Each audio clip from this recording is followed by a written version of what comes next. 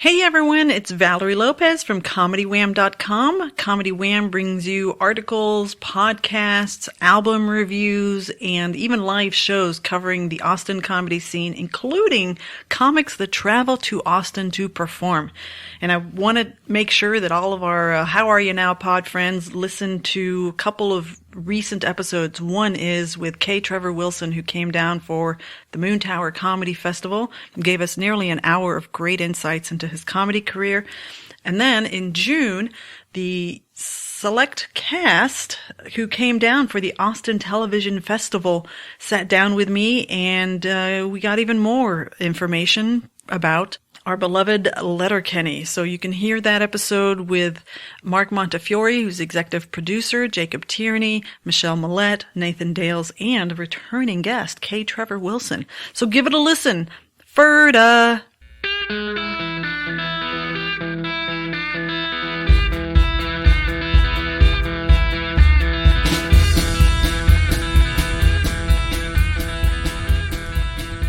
How are you now? Good, and you? Not so bad.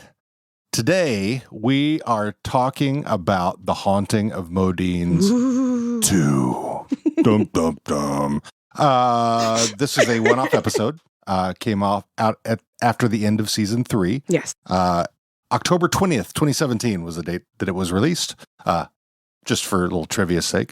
They like doing those holiday episodes. They do. Now, I want to clear something up. Last episode that we did, the Bradley is a killer, I made a mistake. I think we all kind of assumed it. We thought the same thing, or maybe it was just me and everybody went along with it. We all assumed that Katie had seen Glenn. Right.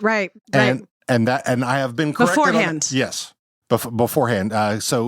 Because there was some confusion, at least on my part for sure, about whether or not Katie had seen that I thought that Katie had seen Glenn before, and why is she now reacting the way that she is? Apparently, she wasn't there the first time, which we went back and looked, and that was very true. Yeah. So thank you. Yeah. So and I think what probably threw me was this episode. Yes, because there are a ton of gift sets that, I mean, it looks just like what happened the first time that she comes out with Bonnie McMurray. Right. So.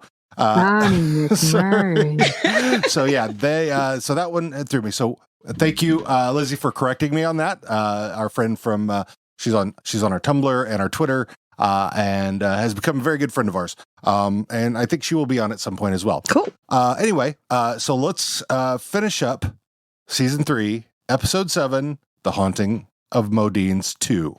So we're here today with our friend Heidi, who was actually our first repeat guest today. Woo! Yep, our first repeat guest. She was on her favorite episode. So yeah, everyone's favorite episode, apparently. Exactly, because Fart Book was so much fun. We asked her to come back for a second one. It's only fair.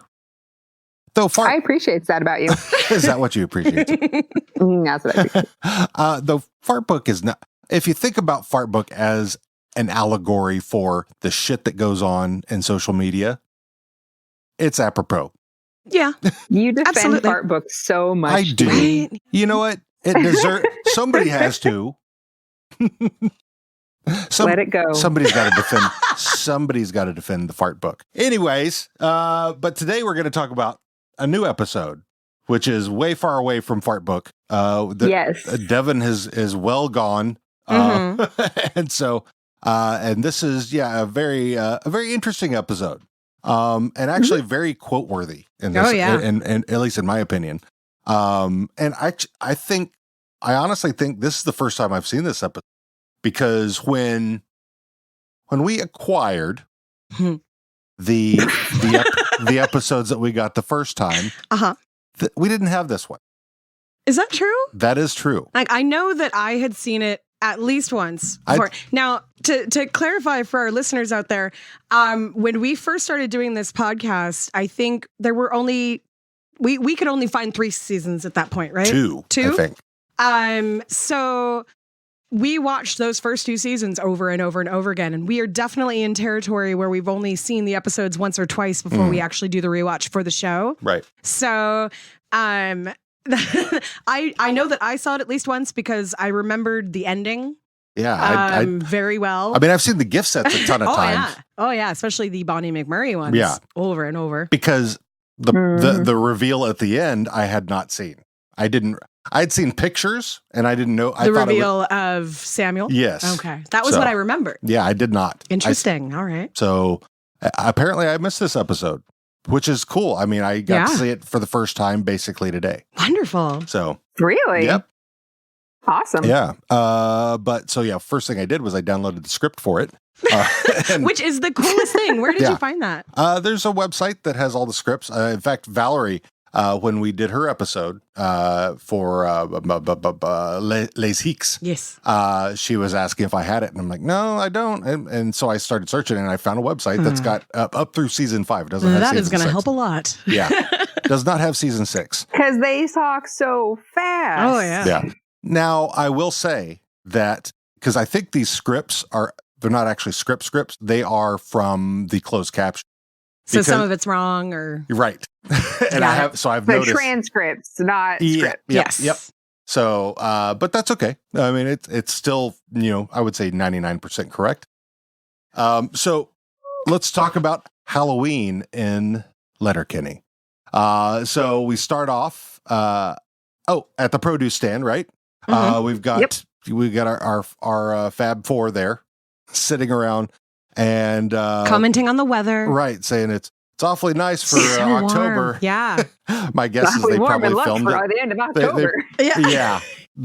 They probably filmed in the summer when they filmed everything else. Oh, and it was like my comment on St. Perfect's Day. On St. Perfect's Day, about the time of year where it was pretty obvious they did not film it at the time of year because it was beautiful. and my guess is that's probably kind of what that probably leaned itself in from there. Yeah. And so they're talking about Halloween and the mischief makings that happens during Halloween. And Dan pipes up about Wayne's. Squirrely Dan. Speakings of mischiefs. My cousin, Samuel. You mean speaking of shitheads? Is very sorry for what he did last Halloween's. What'd Samuel do this time? He stole candy from his little sister. Oh, little fucker. See, that's what I say. I said, oh, little fucker. God, I love the way he does that. That pause, though. Little fucker. Well, it's really funny. Like when I was watching it again, it made me remember the multiple conversations we've now had about the possibility of Wayne being on the spectrum. And I said, if he is intentionally trying to play a person on the spectrum or with Asperger's, he does an amazing job, especially in stuff like that. He mimicked her reaction exactly. And echolalia is absolutely something that people on the spectrum have a tendency to do. It's why I can pick up accents when I'm around somebody who has a really thick, like Australian or Scottish or whatever accent. I tend to start slipping into it, and it's not intentional. So I wonder if that was something that he had seen or knew about, or if it just happened to play that way. He also does that again in the scene a little bit later with imitating Derry. Yep. Oh, right. Yep. And yeah, so I do you think that maybe Kiso might possibly be on the spectrum himself? I would have to meet the person. I cannot say this from public appearances and people on the spectrum, especially those who's this is going to sound funny, those who are higher in empathy and emotional output, which is not a quote unquote stereotypical autistic symptom, but people who are on the spectrum who are very high in empathy actually can make very good actors and actresses. There's quite a few that I could some I could name off the top of my head. Some I seriously question just because of their ability to disappear into the role. So yeah, it's possible.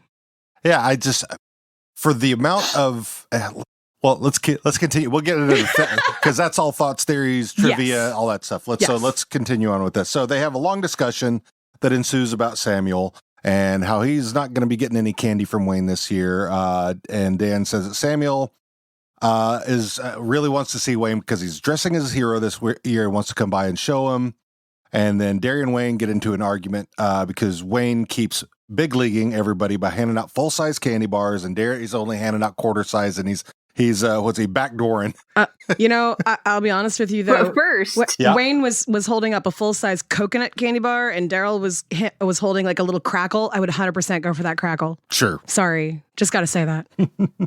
But first, what? Well, first, so in like St. Perfect's Day, of course, Wayne goes off on the origin of the holiday. Right. Yeah. And he starts doing that here. But he doesn't get anywhere with it. Derry cuts in because he's just mad about him big leaguing him. Right. Right. So yeah, he gets. But then I also enjoy how Wayne holds up the chocolate bar. Oh yeah, it's like he's displaying it. Right. Mm-hmm. It's just a lovely little Well, it's like straight at the camera. Yeah, and that's kind of like how they did with the Uncle Eddie's. What am I going to do with blue curacao? They break the third wall alive. Right. Yeah.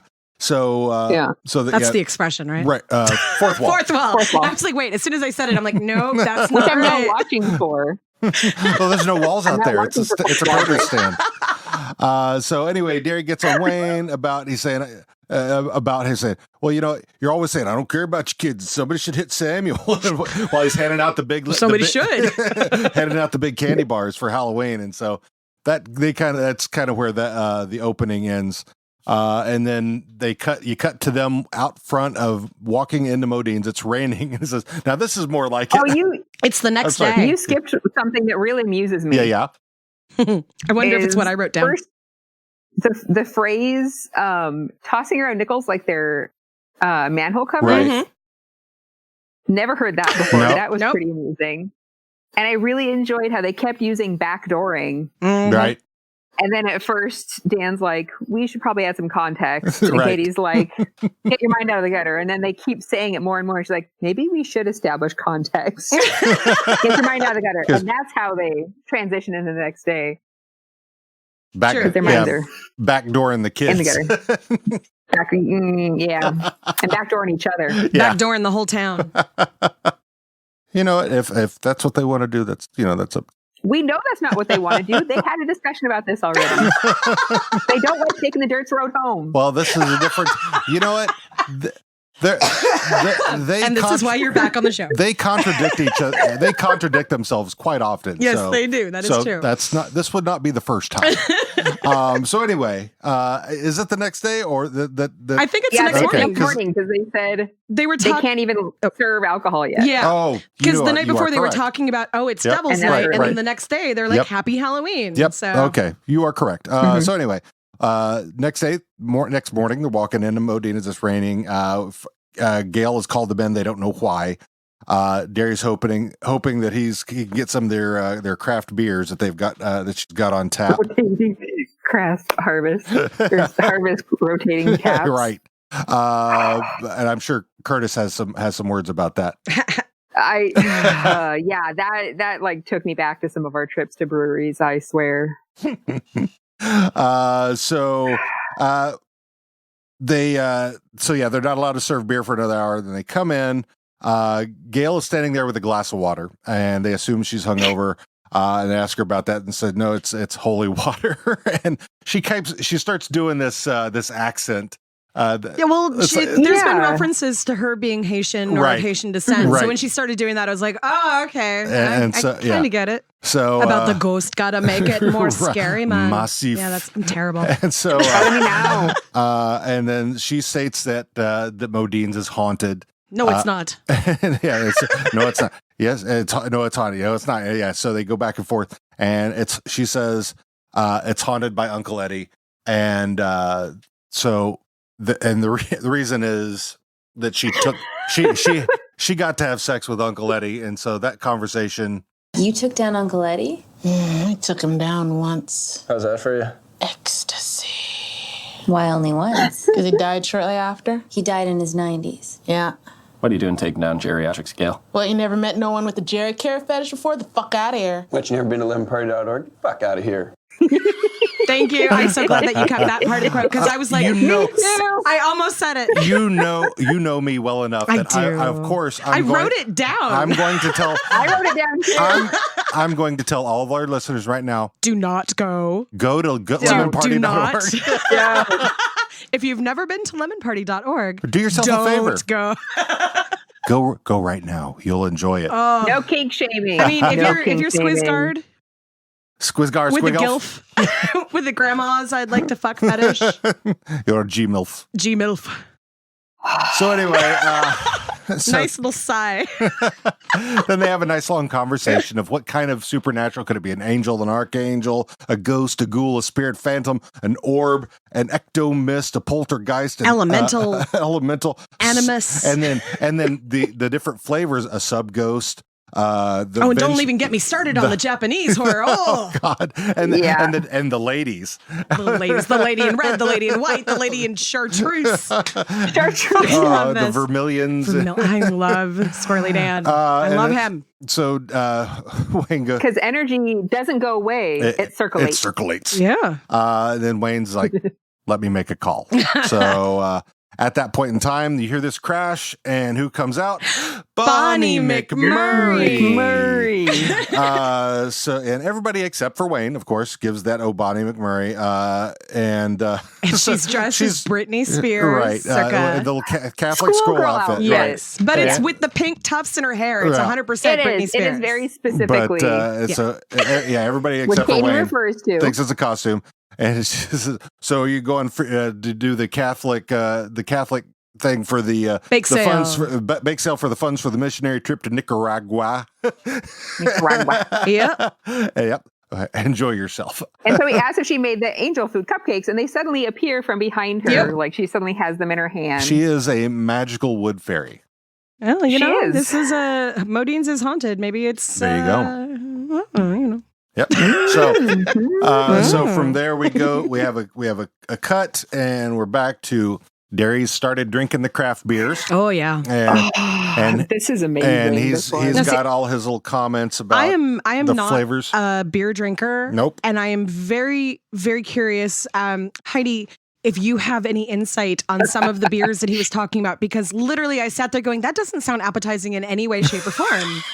So no, I actually I was watching them and I was reading both the subtitles and trying to look, because I don't drink beer myself, for listeners to know. I don't really care for beers, but between my spouse and our close friends, I have been to dozens of breweries. I have heard them talking about so many beers and reviewing them, and oh my gosh. So I know way more about beer than I should. Yeah, one of his things he said while tasting the Woolrich Taffy Cone Harvest IPA from Wellesley, Ontario, says it tastes like a tragedy occurred while making breakfast. Yes, I liked that line. That I actually feel would be a way to describe some of these beers, between maple and bacon in it. Some of the other ways he describes these beers are just, what the hell, Larry? So, none of that sounds good to me. I didn't realize he was that much of a beer snob. Oh yeah, so then he takes his sip of it and then hands it to Dan, and Dan just gulps it all down. Hands it to him, hoping Dan's just going to take a sip. Right. Gulps it all down and burps.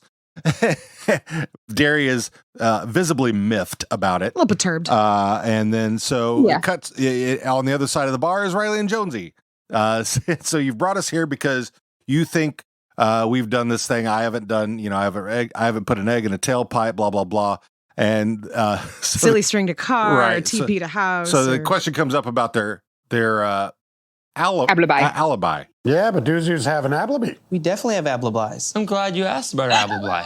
I'm so glad you got that bit. I was trying to remember the different ways they said it. But do you have an alibi? Alibi. But what was the alibi? So they have a PowerPoint presentation for their alibi. I love it. It literally says Devil's Night, Riley Jonesy's alibi. They knew when they woke up, they're like, all right, we got to make sure we got our story straight. So so the story is, I think they were just so proud. Oh, hell yeah, they were. The title later. Yeah. Hell yeah. So yeah, the thing was that they had Tinder dates, or as they called them, swipey snipies. Swipey snipies. that between 3 and 6 a.m. But that only covers 3 hours of the 6 hour haunting. Of the 6 hour haunting. What happened with the other 3 hours? Well, that's because they swapped swipey snipies, and basically, which allowed them to become accidental tunnel buddies. Now, what I love here, what I love the most here is the fact that it wasn't the boys going for a second date after it was the girls when they were done with the boys were like, you know what? I want to sleep with this other dude too. And it wasn't like the girls hit up the other guy. Right. So that's totally like the antithesis of what we usually see in things like that. Like the boys are the player. No, these girls, they know exactly what they're doing, and that makes me happy. Accidental tunnel buddies, and they were very, very proud. And they FaceTimed each other from the girls' places. So who does that? I feel like that is something that friends of mine would do, though. I do feel that. I have a few friends. I need some friends like yours. Well, you have a few friends like those, but we should talk about that in person. Anyway, Bonnie comes out again. This time she's in a military uniform. No. I want to point out one more thing real quick. So, yes. So they show their Tinder profiles, right? Yes. And I'm like, oh, we can finally get an age on these guys. Oh, yeah. Yeah, I didn't even think about that. No. They have their jersey numbers. They have their number 74 and number whatever on their Tinder profiles. They don't have their age, but the age of their matches are 24 and 25. Oh. Okay. All right, then. So not that tells us a huge amount, but I'm like, oh, wait, shit, I can finally get an age on the boys. Nah. Yeah. Early to mid-20s sounds right, though. Yeah. It does, but I'm just like, come on. Well, I love every once in a while, as we're doing these rewatches, we find little snippets. Like the other day, when you were re-looking at Fart Book, I think you found someone's last name, right? Oh, that was Katie. Yeah, I found Katie's last name on her Fart Book profile.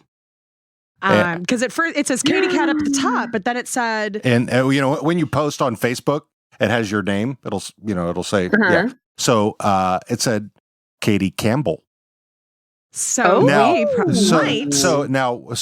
might be another Katie. Now, hang on.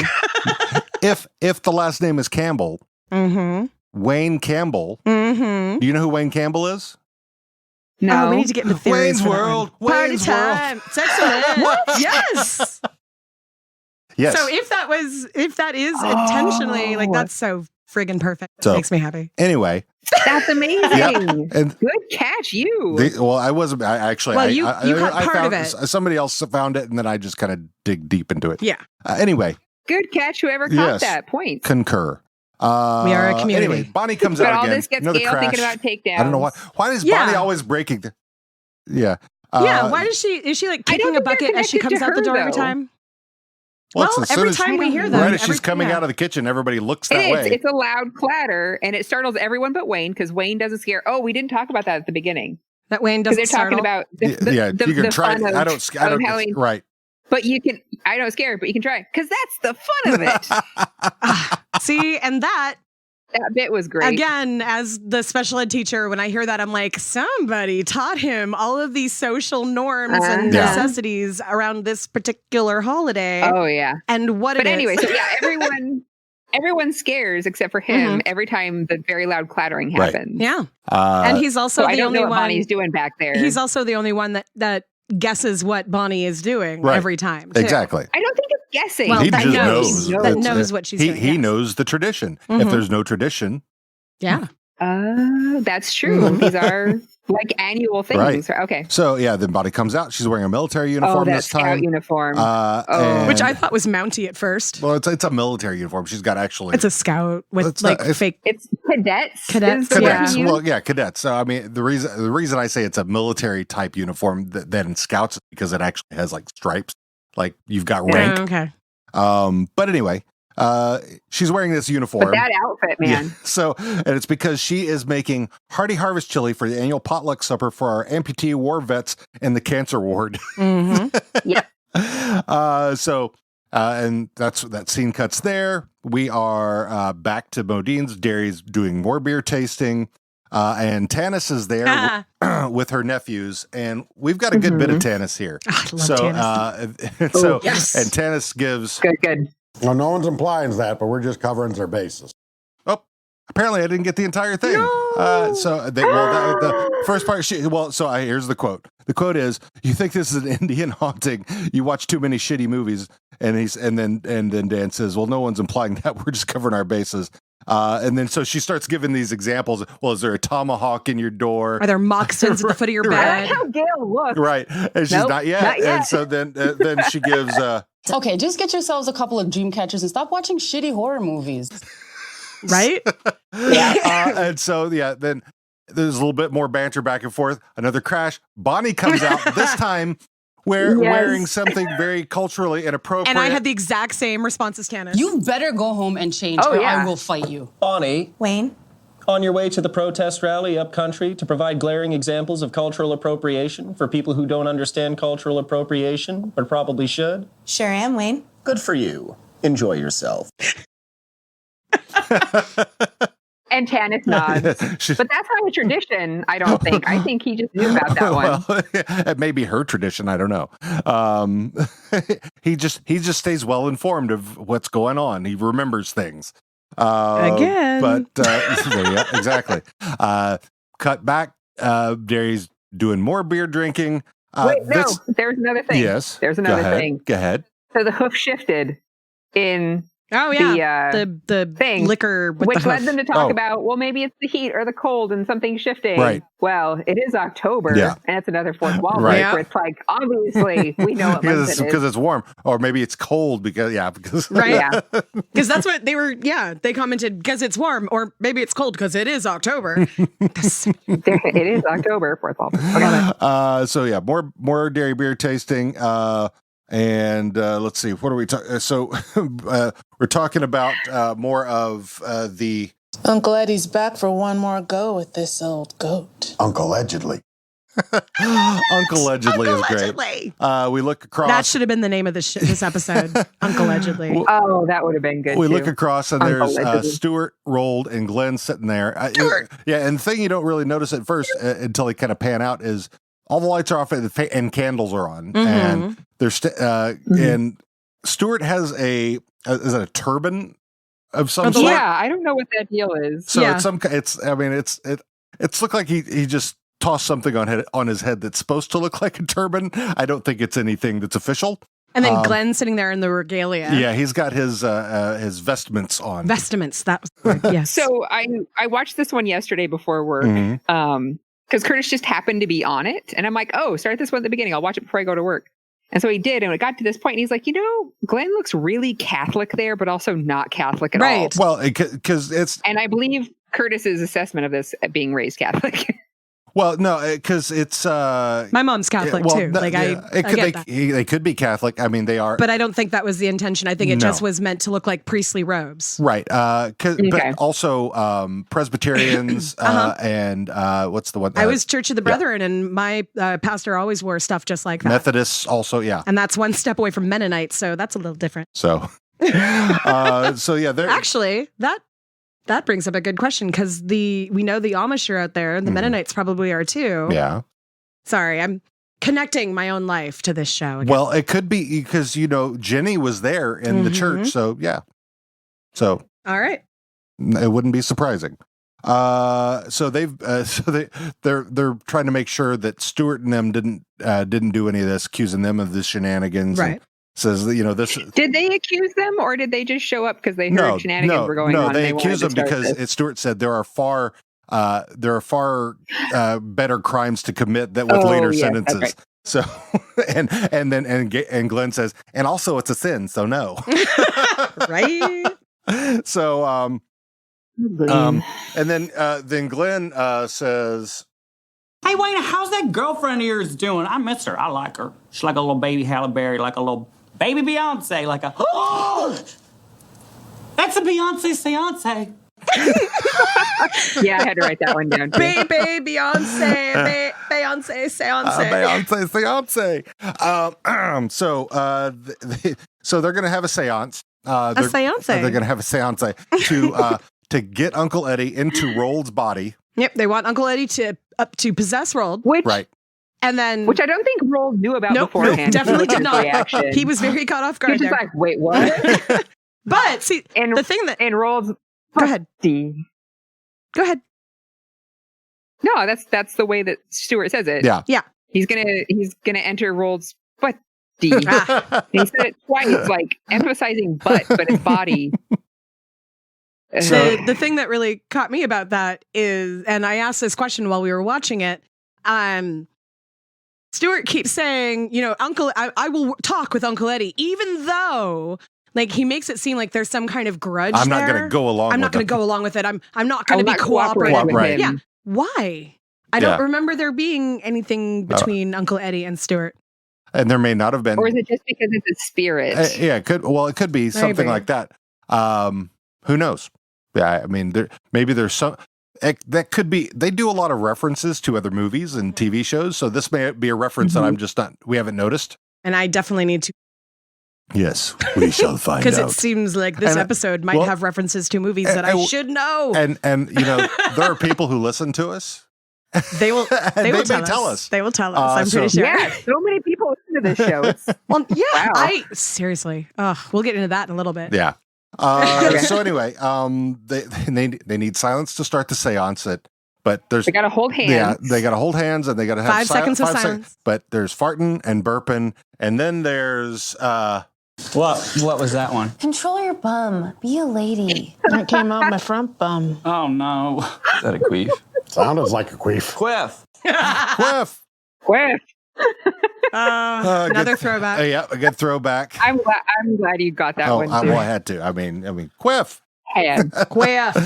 Glenn was so upset by that. So finally, they get the seance going. And Roald appears to get possessed by a demon, and his voice gets Stuart, I don't know what to do, Stuart. Make it stop, Stuart. It's just a frog in my throat. Let me cough it out. Did that work? So, Glenn, exercise him. I don't know how to do that. I wasn't expecting that, but yeah, I didn't think we'd get that far. So anyway, as they're going out, then Wayne recalls a story. You want to know what? My friend Sean Amsing has a Halloween party in the city before Halloween every year, and he calls it premature ejaculantern. So good. So goddamn good. So good. Oh. Hey, anybody out there who plays roller derby, if you're looking for a derby name, that one's pretty fucking fantastic, if you ask me. Yes. Yep. That would be, yeah. I'm Yep. Uh-huh. Yep. Anyway. So what happens? We got another clatter. We get another clatter. We get another Bonnie coming out. Bonnie McMurray in a... Oh, this time, yeah. Bonnie, she is this time in a softball uniform. In half of a softball uniform. That's a full softball. That could make a softball hard. Bonnie. Wayne? You on your way to the annual Jeff Davies Memorial Baseball Tournament to raise money for Pitbull Puppy Mill Rescue? Sure am, Wayne. Good for you. Enjoy yourself. So, yeah, if you know, Pitbull Puppy Mill Rescue, hell yeah. So I looked it up. Yes. Because I'm like, who the hell is Jeff Davies? Yes. Because they're talking, Jeff Davies is a good guy. Yeah, he'd know what to do in this situation. Real guy. Of course. And there's really like a yearly tournament where they donate to different charities. Okay. Not surprised. All right, then. Trying to figure out like what about him. Couldn't really find much because it was literally like 5 minutes before we started recording. Yeah, real guy, real things. And I did find an Etsy shirt with the Letterkenny Puppy Mill Rescue thing with the back. It had the different sponsors, so that was actually pretty fun too. Wayne makes one more call. Oh, but wait, before that, you got talked over, but you said probably my favorite quote from this episode, and that was, Christ, she could make a softball hard. I need to remember that one, and I'm going to use it in the future. I'm pretty sure that's not an official's uniform. No, it has to be a costume. Right? Yeah. All right, then one more call. Yeah, Wayne makes another call, and they're drinking more beer. This time they're in the dark, and it's kind of green. Like you're looking through a black light or something. Through what? Yeah, not a black light. Night vision goggles. It's that kind of green. And the McMurrays have come over, and they're going to help them hunt some ghosts. And they have a walk. They've got experience, so they learned from people in the Aztec pyramids, and they've led tours all over. They've led guided tours through Cancun and Acapulco, and there were 3 that she named. Yeah, I can't even remember. Poco, Dominican. So Dominican Republic, right? The Dominican. Okay. So he says, "I've got this walkie-talkie. It's a special SB9 ghost talkie. It transmits ghost speak." It's like, oh, is that what it does? Yep. So he turns it on, and McMurray is such a piece of shit. Oh, McMurray's a huge piece of shit. What the devil? You'll never meet a bigger piece of shit in your life than McMurray. Oh, yeah, what a piece of shit. Oh, Jimmy Don Bobby, baby? What baby? I grabbed the wrong box. This here's one half of the high-frequency baby radio that I set up in the break room in the barn to make sure the farmhands wasn't talking shits about me. So, looks like the farmhands was talking shits about him. Mad shit about him. Mad shit about him. So while that's happening, like right before all that's happening, you noticed something that I didn't notice the first time watching it, but I thought was just the greatest thing, that Mrs. McMurray was standing there just like playing with his nipple the whole time. I loved that. I made a note of it. She's just sitting there like just twisting, just like fidgeting with his nipple. Yeah, like it's a fidget spinner. I likes that about her. I bet you do. But anyway, so he's decided. He says, remember, you better call that lawyer that I shot at the worm pickers because I'm about to go kill a man. And she kind of gets a little turned on about that. Well, yeah, because they were insulting her. They were, right before he turned off the radio, they were saying, I'll tell you what I'd do to Mrs. McMurray. Nope.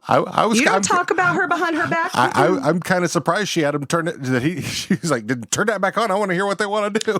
No, see, I think the difference between what you are expecting there and the reality of being a woman is you want guys to want you, but you don't want them to talk about all the nasty shit they want to do to you with other guys, because then you know what they actually are thinking in your brain, and you really don't want to know what they're thinking in your brain. I'm thinking what in those situations. Yeah. In those situations, really often it's not like, it's not nice. It's not, I want to take her out to dinner and hold her hand and look at the stars. Because, I mean, we know she likes to talk about the cock. Yeah, but she does in certain situations. She'd rather talk about alcohol or, But it honestly, it comes off of more of a sexual objectification in situations like that, where they're talking about someone who isn't there, especially if it's, an attractive woman. So, yeah, it's not. All right. Yeah, that's probably something that most women have in common. I won't say all, because I'm sure there are women out there that actually do enjoy it. But most women in that context, it's not in that context. I would be like, yeah, right. What are you going to do to me? But in that context, I would be like, you're fucking gross. What they want to do to her? Yeah. If it had been anybody else, I would say it's just that it's Mrs. McMurray, and I think her. But what if somebody was talking about Bonnie McMurray like that? Well, I can see Bonnie being upset. I can't. My thing is, I'm expecting her to be intrigued by it, as opposed to just because she's hypersexual does not mean that she does not have. I understand that feelings around that sort of thing. I understand. I think, but these characters are a bit caricatured, sure, and so that's kind of why I expect it. Not that they, her in her real life. Yeah, I would not expect her to be like that, right. But I expect her character.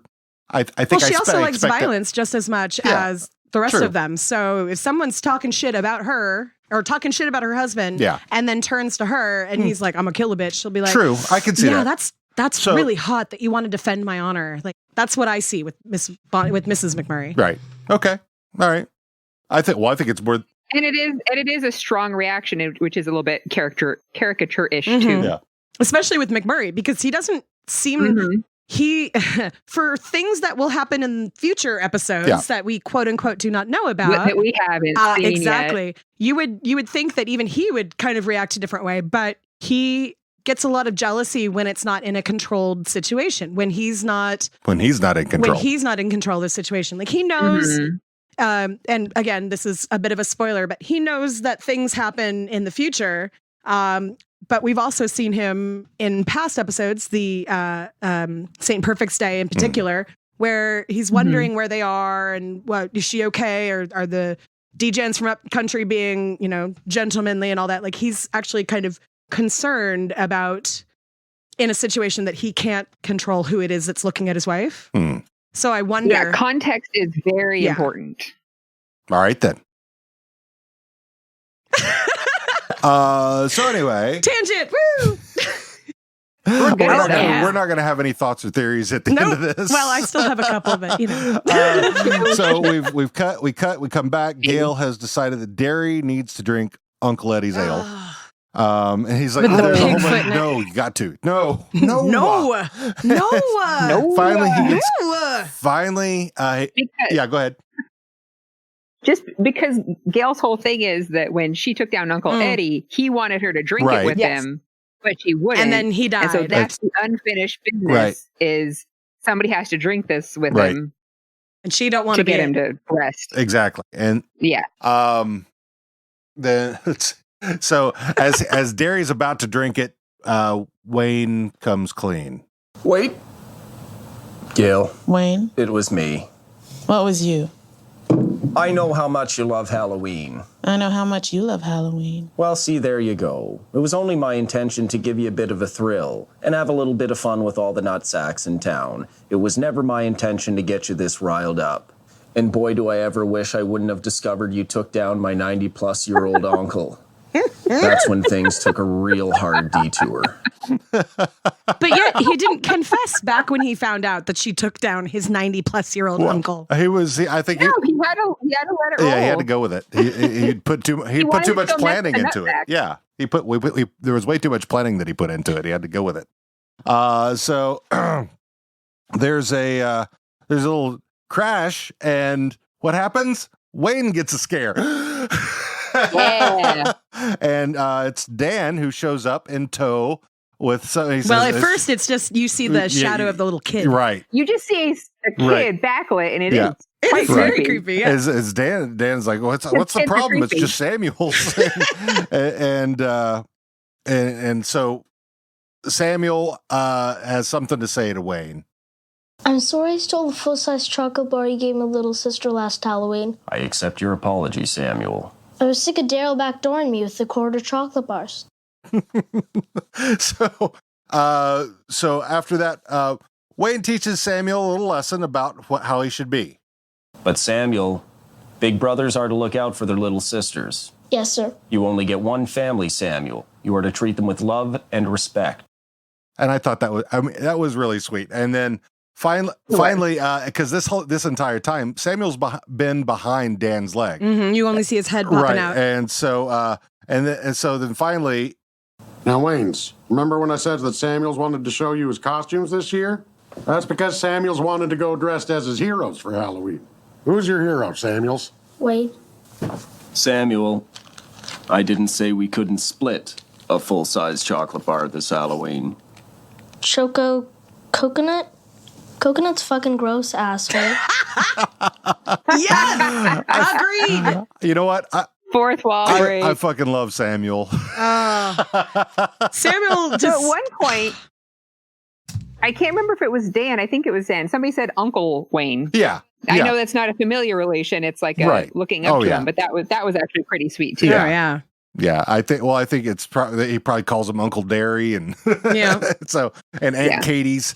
Just like I have lots of nieces and nephews running around Seattle. Right. Well, shit, half of them are in their 20s now. So yeah, that's and that's where the episode ends. I love this episode. That was a fun episode. Fun. Lots of good lines. I love Halloween. Me too. For one, Halloween is like my favorite holiday. Halloween is my favorite episode of the year. Let's see. Shush. We're like it's July, therefore it's Halloween. So yeah, I mean, when this episode airs, I need to still start July, planning right? my Halloween episode. I mean, I do belong to a Facebook group that is called Every Day is Halloween. So I think I belong to that one too. Would not be surprised. Or something like it. So now let's get into now that we've covered all our thoughts, theories, and questions and trivia. We have not. Okay. What do you got? What you got for me? So, oh crap, where did I write it? See, and that's why we talk about it. Okay. So you guys, when you talked about St. Perfect's Day, you discussed a lot of like, where is this in the timeline? You really can't tell where it is in the timeline. This is another one that's kind of ambiguous. Really, it doesn't seem to. Well, I think it's supposed. I mean, it's obviously supposed to be in October from what they keep saying, but no, like the holiday episodes they do, the like one-offs like this, like St. Perfect's Day and like this one. I don't think they're meant to further the story. I think it's literally just meant to put some fun on it, kind of like a Doctor Who Christmas special. Sure. So, and I have zero problem with that. Yeah, because it brought back I really few enjoy how characters back. self-referential they are with. It's October. Yeah. I mean, it's canon regardless. Right. So, yeah. I think, Also, so days are pretty short in October, right? Right. Yeah. You would think. Yeah. Bonnie's got a long day. Right, a lot of costume changes. Yes, that actually, that does bring up something that I wanted to mention. Because one of the things I have been noticing lately as I slowly withdraw more and more from the social media around Letterkenny is a lot of people out there don't seem to be in on some of the jokes. And there are quite a few people out there that body shame and slut shame Bonnie McMurray. I know, right? And I think this episode in particular really kind of calls into the fact that look at how fucking sexy she is. Oh, but look at all of this fucking charitable, awesome stuff that she does because she's more than just a body. And that's kind of like everybody treats her as this beautiful, oh, look at this sexy thing in front of me that's making me horny. And then Wayne's just like, oh, you're going to go do that thing. Cool. Have fun. Like that. Well, yeah, what I love is that none of them are costumes. No, exactly. Nope. She's got a busy day of doing all this stuff, and she's not dressing sexy like, they always do these are literally, I mean, yes, they are overly sexualized. Well, each one is definitely supposed to be costume-like. Yes, but it's very themed for all of these activities that she is doing. And just but dang, she's driving up country for the protest. Like, she's busy. Yeah. So she did a bake sale. She did a softball tournament. She went to a protest. The protest. Yeah, there was a chili bake-off with the right. Yeah, the cadets. Yeah, so like I don't know about you, but even when I was, let's say 20, 22, however old Bonnie McMurray is supposed to be, I did not have the energy to do that much stuff in one day. Like Halloween, once I don't know if anyone does. Once I was old enough to drink, Halloween was spent getting ready to party and then partying. There was no other part of my day. She's not really a partier, though. No, she's not. No. She tends to work the parties. She goes to the parties and just sits and hands out sandwiches. Yeah, unless she can get Wayne to dance with her. Yeah. Yes. Yeah, I wonder if that. And she got a lot of attention from Wayne this episode, and Wayne knew a lot what was going on with her. Yeah. So I think she was pretty happy. Oh, yeah. Hi, Wayne. Yeah, she definitely appreciates some Wayne attention. Yeah, which I also like. The more I get on the soapbox of Wayne is on the autism spectrum, the more I'm like, oh, I love how they're showing just that's just a part of who he is, and there's all these other awesome things, and look at all these women who love him and want him, and look at the respect that he gets from all of these people, and I know for a fact that there are a lot of people out there on the spectrum, either self-diagnosed or diagnosed by doctors, who don't feel that much inclusion in their lives. So it's really nice to see, even if it's not intentional, that just happens to be how this character kind of fell out as they were writing it. Like, it's really nice to see it just be kind of a normal, quirky character, but who still is the hero of his story. Yeah, because quite often you find with autistic characters in shows, it's done as a trope. Yep. I mean, they're the savant of everything, whether it's the good doctor or, I mean, I think probably the most accurate that we've seen so far was when we watched Elementary. And the girl that he had fallen in love with. Yeah. And actually, she's the one of the main characters in Glow, the wrestling. Yeah, right, I forgot about that. But when we watched Elementary, we thought, is she actually? Yeah, I had to look it up because. So she's just a really good actress. Yeah, well, and just I'm certain that getting that role, she probably was like, well, I'm going to actually meet people, because she was. Yeah. Absolutely mimicking things that I see and things that I do. And granted, it was a savant-ish type, just because she was a coder. Yes, but which is legitimate, because I mean, if you're someone with there's a lot of people in tech, on the spectrum, because when you lack some social skills, it's easy to work by yourself. Yes, so. Because autism causes vaccines. Yep. Hell yeah. Autism causes adults. Vaccines cause adults. What is that? So I have a question then, Kiara. So at the end of the episode, when they point out that Wayne is Samuel's hero, and he has that reaction. So that seems like, for Wayne, basically trying to mask kind of a strong reaction because his eyes kind of get big. He looks back at the other two and then he kind of rocks. Mm-hmm. Yeah, he does. Would that support the idea? Yeah, he goes up on his toes and comes back down. He was shocked. Something did not fit into his frame of reference, and it shocked him. But it shocked him in a pleasant way because immediately he was like, "Okay, this is a kid I can like." Probably the first kid that he's ever felt maybe a little bit of affection for. Because I'll be honest with you. So you do think that kind of supports that idea, that reaction? Oh, yeah. I mean, I don't know if you've ever seen me when I'm caught off guard and surprised by something, but I can go one of two ways. I can mask it really well and I don't look like I'm surprised at all, which is really great in an emergency. Or I pretty much do what Wayne did and just kind of like, what? Yeah, his brow furrowed. Like he had to process it. It was a confusion. And then he looked back at Katie and Derry, and they're like, and they're smiling and happy about it, and smiling, yeah. So like they're the supportive friends. Like, it's not. He's not making fun of you. So it's like that was the response I saw. Like looking back to make sure they're not making fun of him. Yeah. So, which also to me points to maybe he was made fun of for some things like that when he was younger. Like he's very well known for what he dresses like and how he acts. Like everyone in town knows this. Right. So maybe when he was younger, that was something kids made fun of, and that's why he doesn't like kids. So now there's this kid who's like, "No, man, you're my hero. Right. I want to be just like you." And he's like, okay, okay. But go ahead. But the coconut skirt. That's exactly right. Kind of because takes away from that. I would have said the exact same thing though, because coconut fucking sucks, dude. Don't do that. Would you have called him a fucking asshole? But that's the thing your hero. That's something. That's something that Wayne would say. That's absolutely something Wayne would say. And also, you're taking into context probably the way you grew up, but think about who this character of Samuel is. Who he's a jerk. So calling his hero an asshole is definitely not out of the question for my guess is like 9 or 10-year-old jerk. Like he probably thinks that asshole is one of the worst things that he can call somebody, but it's also really funny. So like the kids in my class. Fair. When Fair the point. kids in my classroom learned what asshole was in sign language, everybody got the okay sign. Everybody. So that's absolutely not unheard of. Yeah. Anything else?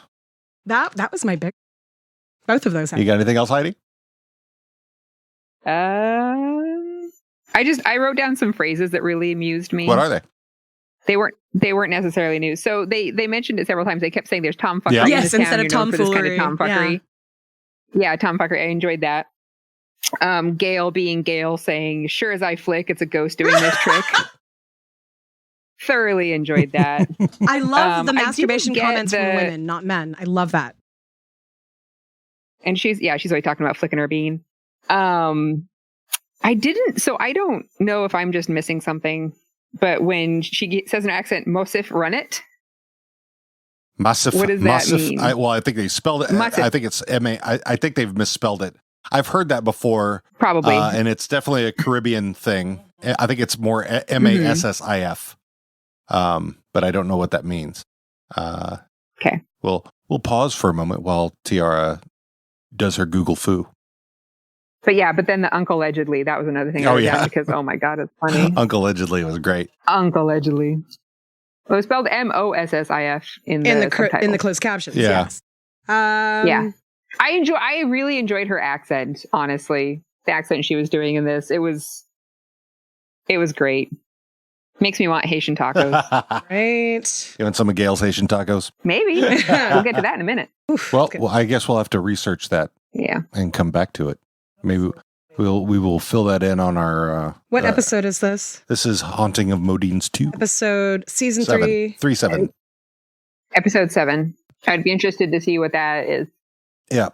Because I didn't get anything out of the context either. Yeah. Yeah. I'll make that part of my homework. Do some lookup of Haitian slang. Once I have the actual computer, not the Haitians. that reminds me of from Clueless. Yeah. All right, so on to Fuck Fight Frida. All right, so for Haunting of MoDean's 2, Let's start off with Mr. Wayne. Wayne. You know, I find him a little endearing in this episode. Yeah. He went out of his way to make fun for Gail and like to mess with people, and he was really up on what Bonnie McMurray was doing, Right. and he was cute and awkward and totally my type in this episode. Oh yeah, so I think I'm going to say on this one. All right then, Katie, Miss Katie Cat. I'll be Katie Cat's friend. There was nothing really about her in this episode that did it. Okay. Yeah. No, actually, I think I'm gonna do Ferda on Katie as well, because I mean she's hot, but not a lot of Katie. See, yeah, and I'm y'all know me. Yeah. Y'all know who I like, and it tends not to be just the pretty ones. All right, Derry. I'm gonna go Ferda on Derry. Yeah, I think so. He does remind me a lot of my friends who are really into beer. He And likes to nerd out on stuff. He's being kind of a cheapskate. He's really backdooring people with those quarter-sized candy bars. But he's doing it to make up for what Wayne does, which is big leaguing everybody. So he thinks it's a trade-off. Yeah, I'm Ferdying him because he's sitting on his wallet. Yeah, that's a phrase I hadn't heard before. Sitting on your wallet. Which makes sense. I mean, you're absolutely not taking it out of your pocket. Yeah, well, I didn't. Not opening it. I wondered if it's that or what's in your pants when there, I sit Derry? on my wallet for too long, it hurts my ass. Oh, yeah. So is it because he's just letting the money build up, or is it because his ass hurts him and he just is grumpy about it? Yes. So could be yes. both. Squirrely Dan's. It's really hard to just think because we're thinking mainly of this episode, right? Yep, it's the game, and that's why this game is fun because it's a different take. I mean, he does fart and belch a lot in this one. So does my husband. Mostly belching in this one. There is some fart. There's a fart, and then there's a quiff. A quiff, but that's Gail. Oh, you know what? I just need to go back and say front bum. Right? The front butt thing. I love that so much. When I was, and I'm sharing this with all of our listeners because this is one of my favorite stories to tell. So I was a preschool teacher for a lot of years, and I worked with kids with disabilities just like I do now. But back then it was more intellectual and social, not just behavioral. And I had this one kid who loved me, loved getting hugs, loved like hanging on my shoulders, like whatever. He was always underneath my feet.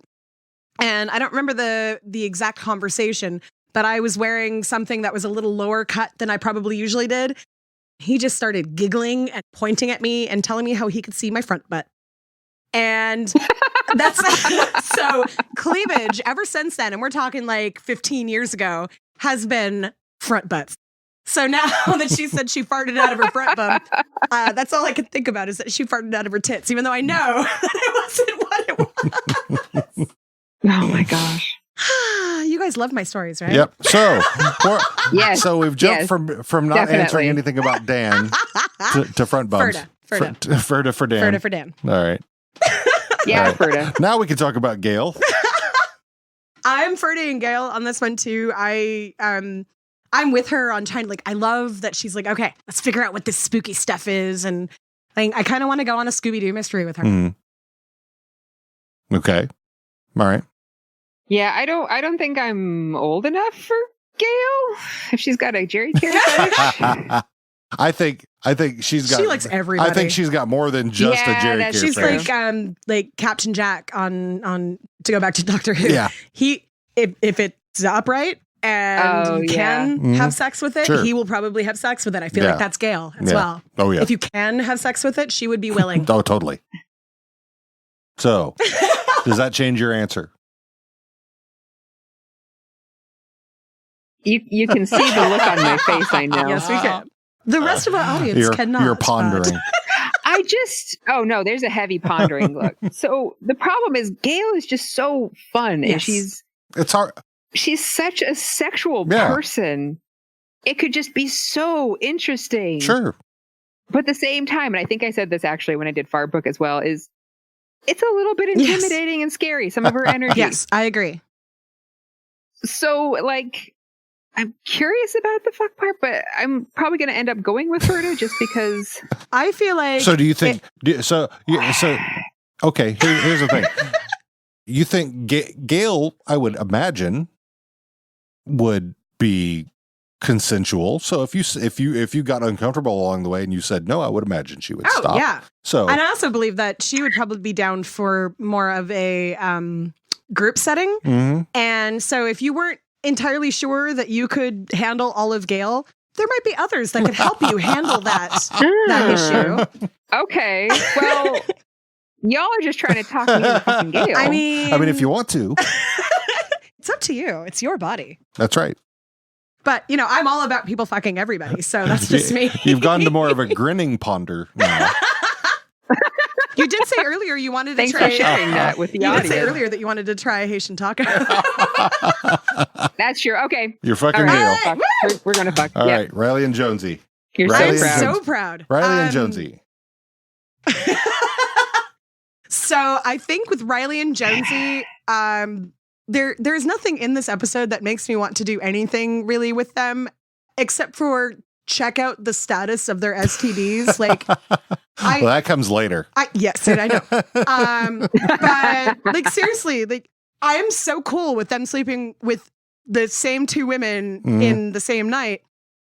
It's obviously they have the same taste. They definitely have the same taste. I really want to know how safe they are being, because they could be fun. They could be fun, but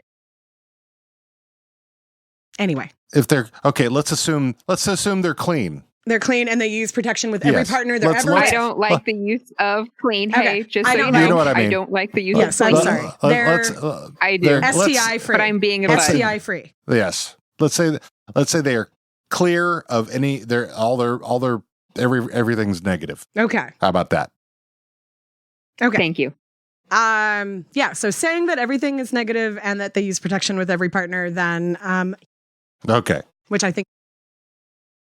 But it's not okay. No, this is actually the third time in a row. Oh my goodness. Oh, that's right.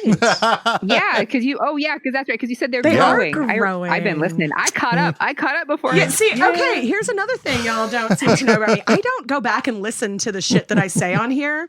I literally. Oh no, I only know because I recently listened. I recently caught up. Like today? Because I'm like, I should probably know if things have changed. No. Over the weekend. I told you when I was caught up. No, okay. So on Riley and Jonesy, I'm going to go Ferda. They're just not my type. They're nice boys, and I appreciate that they are assuming they're being safe and everything. More power to them, but Ferda. Cool. Yeah, I don't think we'd ever heard anything about STIs with them until that later one episode. On. Yes. So Bonnie McMurray. I mean, she's cute and she does the charitables. Mm-hmm. I can honestly. I understand. Totally. You know my type. Totally agree. So yeah, I would say Ferda just on my own particular tastes, but I know that most people would say yes. Oh yeah, no, I'm fucking. I knew you would. I honestly, because you're like, I try not to think about what I'm going to answer ahead of time, and I'm like, I try not to, but those outfits. And all of that charitable stuff. And I like seeing all the skin, but me personally, I like a little more skin. And I don't mean in show more skin. I mean that you have more covering your body because you're not a stick figure. If I think I'm down with the thickness. If I think I'm going to break you, I can't get into it at all. So that's fair. I'm not a small girl. And I mean, I know she is pretty young, but still, Well, she's a pretty girl. She's very pretty. I have nothing against her. Might want to let the paint dry. It would definitely be more of a one night stand, though. I'm willing. Well, that's to admit. fine. We're not asking if you want to have a relationship. No, that's on the series finale. Yeah. All right. So let's jump to next. Tanis. I know where we're going on this. Why do I even have to ask? We're going to fuck Tanis. Tanis is absolutely my type. Oh, yeah. Big Tanis energy. I didn't feel comfortable calling because I know last episode before last, I called it big. She had big dick energy. No, she's got big Tannis energy. Yeah. It's, she's more than, yeah. My balls dangle harder than you. God. Seriously, like if I wish that I could go back in my 20s and be Tannis. Like I want that kind of confidence. It's not even about just how much I like the character, but just her presence. Just sitting there. She didn't have much of a role in this episode. She was just kind of sitting there like, come on, boys, watch something better than that fucking shit that you're talking about. Like, yeah, let's talk about the better shit that we could be watching because I really want to know what you think is better. I really, really, really, really do. Agreed. Yeah, I'm somewhere between Ferda and Fuck. I don't know. I really dig Tannis. I like her more in other episodes. And I appreciate that. Get some Dreamcatchers and watch less shitty horror movies. I do appreciate that. But also, horror movies aren't really my jam. Tiara is my friend anyway, despite this. She forgives me. I do. I forgive Dean too. He only watches a couple. And I appreciate that. Is that what you appreciate? Yes, that's what I appreciate about you. Only that, right? The other day when we were talking about something, I said, Dean, your wife's hot. I said it. Too bad to run. I regret nothing. So I will Ferda. I'll Ferda and I'll watch you. Oh, okay. I'm done with that. Axe and Slash. Who? Those are her nephews. Oh, the Surly nephews. No. Wow. I forgot their names. Ferda. Yeah. Axe and Slash. All right. Dirt. Stuart's creepy in this episode. Like he's trying too hard to be. He's trying to be creepy. He's trying to be creepy, but like not in the way that I actually find good. Endearing. It's not an endearing creepy. I am a huge fan of creepy. Huge fan. But when you are like, you're not Vincent Price creepy. You're not Vincent Price creepy. More like Crispin Glover creepy.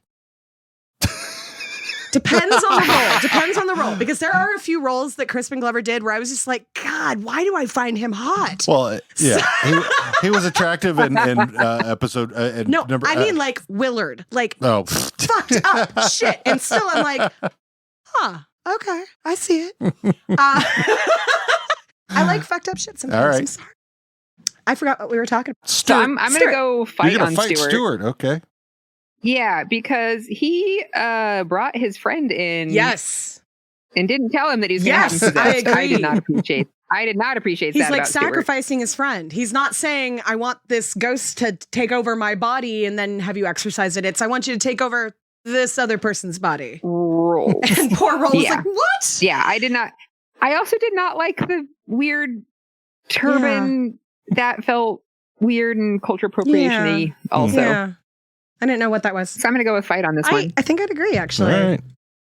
Stuart, I'm going to tell Tyler on you. Yeah, well, you know what? You can tell him he should be a better friend to Rolled. He needs to be a better friend. Yeah. Rolled. I want to be his friend, especially now that he's got the demon inside him. To Rolled. All right. He can talk like that. Stuart. I don't know. I can't do it. I'm just getting my voice back. And then the creepy way they exited. Happy. Glenn. Ew. Like he's in. I keep saying vestments. Is that the right word? Vestments. Okay. Vestments. Yeah. In all of that, that doesn't tell me anything. I know. But, nope. It does not start with an F. Damn it.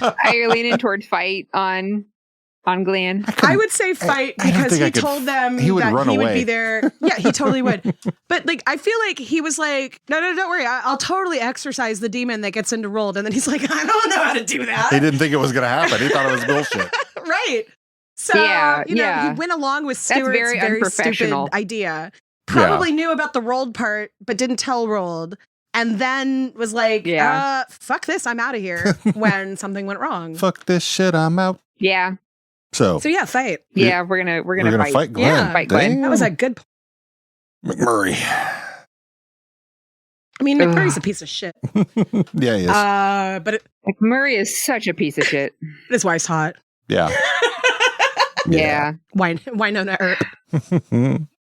Yeah, Cody said that as we're sitting there watching it yesterday. He's like, she plays Winona Earp, and I'm like, I've seen like half of an episode with him, and I'm like, I might have to watch that show because if she's that hot but playing a different character that's more capable, Like I think it was a tweet or something that she did, and I'm like, "What is this?" And Dean went and looked it up, and I was like, "Oh, that's the show my mother watches. I should watch that." She got because they did a Winona or pop vinyl. Pop vinyl. That's what. Yeah. So anyway, I don't need more TV to so watch. I asked about okay. So I asked Mr. about McMurray, and you guys jumped right to Mrs. McMurray, like we do. I can't imagine why. I'm kind of a toss up between Fight and Ferda because, like, I feel like he's being very blowhardy in this, and I'm not a fan as usual. But sometimes he actually has stuff that he can back it up with. Like this just felt like, oh yeah, ghosts. Yeah, let's fight some ghosts. But I also feel like nobody is nice to him. So, like, hearing that it's because he's a piece of shit. Yeah, well, hearing that his farmhands are talking shit about him and his wife, and like, I felt a little bit like I was like, oh, that's gotta suck.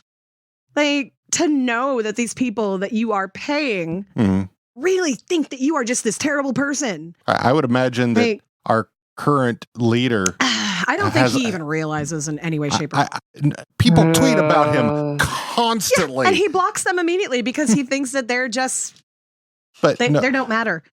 Anywho. Not a political show. I don't know what you're talking about. Don't look at me like that. So I'm kind of between Fight and Ferda on McMurray too, because it's actually kind of nice to see them express a passion for something that's not gross. Agreed. Like they're so enthusiastic about it. Are you suggesting that they have gross sex? I'm suggesting that he just is creepy and weird. And this is like the least creepy and weird thing he's expressed a heavy interest in to this point. I think my biggest problem with McMurray on a general basis is boundaries. I don't feel like he understands violating privacy of his workers, violating the privacy of everyone around him, like getting in too close to people when he talks, like saying inappropriate things in social situations. He's a close talker. And we haven't even gotten to the worst of it yet.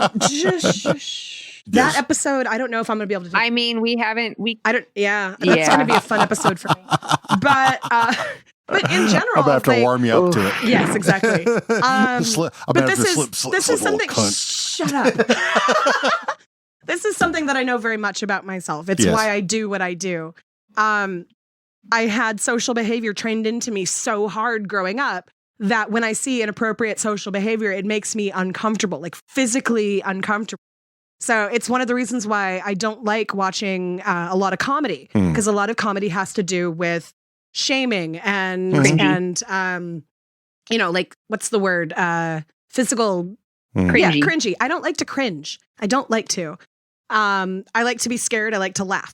Those are two very different things. Stop looking at me like that. I know I apologize to our listeners because I'm having some trouble. I keep talking with my hands and hitting the microphone. That's never happened before. I am not a professional, nor do I ever claim to be. Hold your pen. I'm like playing with the cord to stop myself from doing it, and it's not working. Hold your pen and do that. I need a fidget. Yeah, lost my train of thought again. It's okay. So, are we fighting or fucking? What are we doing with Murray? I think Ferda on this one for me. Okay. Yeah, I'm with you. I'm going to Ferda. And finally, Mrs. McMurray. Because I'm not doing Samuel. Ferda. No, unless you want to Ferda Samuel, I suppose. So we're Ferda Mrs. McMurray. Samuel is like a kid in my classroom. I don't need that. But he was adorable. I've already got their parents texting me when they need stuff. He was super adorable. I think that was a good episode. Overall, I thought it was a very solid episode. I love this episode. It's one of my favorites of Letterkenny so far. I love it. Yeah. Which is why when you're like, hey, like, what do you want to do next? And I'm like, because you owe me, you know. and now you're a Patreon member. Ooh, that's right. Yeah. Which, by the way, yes, you should go on Patreon and support. Good plug. How Are You Now podcast. I'm going to sneak another plug in here. Plug it. I actually got on Patreon originally because of a couple friends of mine that are on there, one of which is the band Get Set Go and Mike TV. who is a fantastic musician. And if you have watched Weeds, yes. or there was I've another got a thing show for her. They've actually they had music in that show. Die Motherfucker Die. Nice. You should. Are they signed to a label? Probably if not necessarily. If they've been played on a TV show, they're probably on a label. They've gone through different labels. I have a friend whose stuff has been in movies that is not on a label. So they I don't know if they're currently with a label. They've been kind of with different labels and had different levels of that, but they are on Patreon. Okay. Well, the reason why I asked that is because we are also still soliciting for any indie bands out there that are not currently on a label who want to be featured in association with this podcast. Right. That they can send us their information so we can listen to it and maybe put you in. Yeah, if you're willing to give us a couple songs to use it as an intro and outro, we'd love to have you. So just send us your information. howareyounowpod@gmail.com. Yeah, and he is on Patreon under Mike TV, so you can take a listen to some of his music under Get Set Go and maybe become a patron of him too, because he is an awesome human who I have known for years now. Very cool. Excellent. Anything else we'd like to talk about? That's all from me for right now. Oh, yeah. Are we looking forward to anything? What are we looking forward to? What do you think is going to happen in season 4? Well, I'm curious if Wayne and Rosie stay together. Mm-hmm. Curious if Roald ever gets laid. Or if Stuart ever gets laid. Mm. Yeah. And then, I want to know if the dogs have puppies. See them. Yeah. It's very important. Well, I think we have seen puppies. We've seen puppies. Yeah. I don't know if that's Stormy's puppies or not, so we'll see. But yeah. We'll talk about that on the season 3 recap that happens next week, which will also have final public distribution of our interview with Tyler Johnson, which was so much fun. Yeah. And if you want to listen to it a little early, you can still go listen to it on our Patreon for a buck. $1. $1. And we are hoping to have more things like that in the future for our Patreon subscribers. Right. So we are in the process of figuring out things that we can do figure it out to make it more interesting. So people can also suggest levels of patronage for you and things that they might want to see from that. Sure. I mean, So I think we have. I think we have 2 levels right now: $1 and $5. $1 is just basic level, and then if you want to be on an episode, you just let us know, and we'll if it hasn't been taken by another person, especially a Patreon person. Yeah, Patrons get kind of first choice at which episodes they want to do. So I mean, there is still you still can be on our show without being a patron, but we do bump you up to the beginning. Right. And right now we've got a lot of people that and want then to be on the show. The $5 level. I feel so special having been on here the second time first. I feel loved. As you should. Yeah. Our $5 level is for folks who, number one, it gives you the same as the $1 level, but also you can, we'll advertise for you. If you have something you want to advertise, we'll put it on there for you and do all that kind of stuff. Soon we'll have more merch exchange stuff as our merch shop gets going. Oh, and that's another thing that we haven't talked. We have merch. We have t-shirts and stickers and all kinds of things. For one of our logos, we're still waiting for Luann has been when I went to visit her in Vegas a couple of weeks, I did not break her. Her apartment building with no lighting around the hot tub broke her, and she got a concussion. Yeah. So she's recovering. Yeah. Oh no. So once she's feeling better and can actually focus on the screen again, she will get back to making sure our second logo is up on merch. Yep. So where can people get your merch? Because I might need some of that. FYAPrinting.com, and it's a really kind of a long link. Once you go to FYA Printing, we'll put it in the show notes. Once you go to FYA Printing, you can look up How Are You Now, or you can go to our Facebook page or our Twitter. Everything has links to it. Yeah, it's FYAPrinting.com how-r-ya-now-podcast. Okay. So yeah, that's why. But yeah, we've got 2 other logos that are going to be getting up there too. We'll have the Fuck Fight Fertile logo, and then we're going to have the 3-legged dog logo. So I can't wait for the 3-legged dog one. That's my favorite. Yeah. Don is.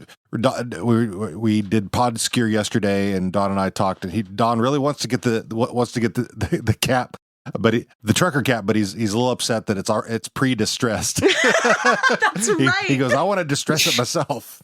That's right, Pupper. You tell that Pupper. Get that Pupper up, Puppers. I don't know what she's barking Probably at. us. She doesn't know what she's barking at. As most dogs. But yeah, so she's going down. What? Next week. So yeah, next week, our season 3 recap with Tyler Johnston. Then we're going to do Little Kenny, and then we're going to have a little break. Yes. And then we'll be back with season 4. Exciting. Yay. Yeah. So Heidi. Wow, season 4 already. Jeez, how did that happen? Thank you so much for having being on with us. We love you. Thank you for having me. I love you. And too. You're amazing. And I'm sure we'll have you on again if assuming that we run out of or I don't know. You're pretty what if popular If Letterkenny goes on forever, we'll have episodes forever. Like totally. that's totally going to happen. We will do this as long as Kiso keeps cranking them out. Hell yeah. And maybe we'll follow him to other stuff. You might just have to have me on your other podcast then at some point. Yeah, I'm hardly ever on that thing. So since you're doing that one again. But yes, Podskier is back up and running, and they are recording episodes and being awesomely weird like you. Hell yeah. Hey, if you're a listener out there and you are if you are a part of a podcast and you would like to be interviewed by Podskier, again, go and hit us up. Podskier.com. Yeah, that's what they do. All right, I think that's enough housekeeping. Yeah. All right, Heidi, thank you. Love you. See you soon. We'll talk to you soon. Love you. Bye. Yeah.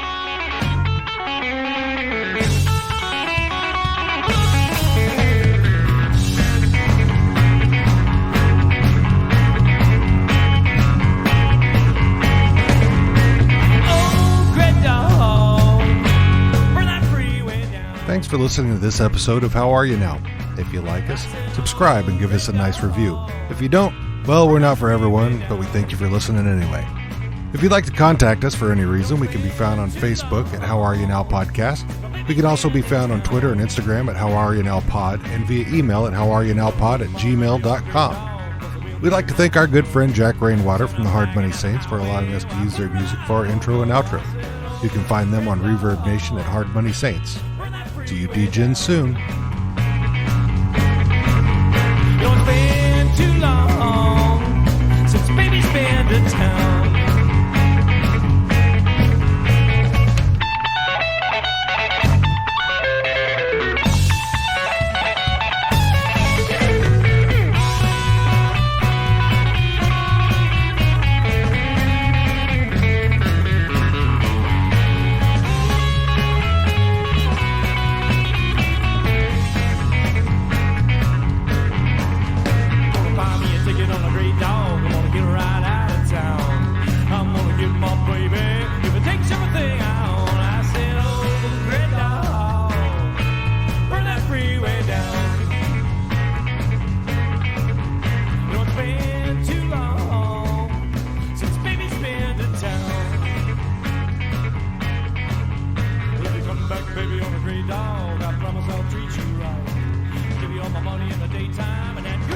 Every night